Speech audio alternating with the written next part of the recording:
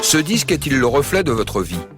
I wrote about experiences that I had when I had some time off. Yeah.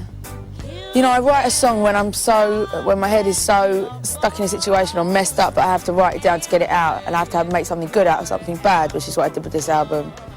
You know, I mean, if you listen to the album, you'd think that I was a pretty emotional person, quite like a, you know, but it's just because I think I've written about the more dramatic times that I encountered. Est-il vrai que vous avez composé Rehab car votre ancien management essayait de vous envoyer en centre de désintox?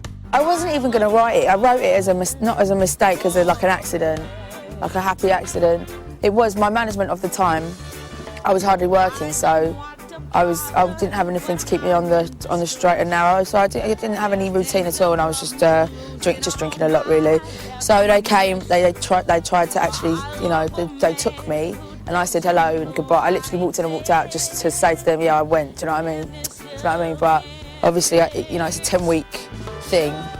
So I don't have 10 weeks of my life to go and sit and hear other people talk about themselves. You know, if I wanted to do that, I'd fucking go to the pub. Do you know what I mean? But yeah, it was a complete accident. I was just in New York. I was walking down the street, and I sang the hook. I just sang the hook as a joke, like just out loud. It was just me and Mark walking down the street, and he started laughing. He was like, "Whose song is that?" And I was like, "I just made that up off the top of my head." And he's like, "That would be such a cool song." So I just wrote it in like 20 minutes or something. It's funny, you know. Yeah. Les concerts, c'est important pour vous? Oh yeah, like I live to play live. Like, I live for it. You know, I'd do a gig every night if I could. Every night. Vous avez une passion pour les tatouages. Vous pouvez nous en parler? I just like tattoos. I think it's nice when you're a musician and your whole whole opinion of yourself is based on the last thing you wrote.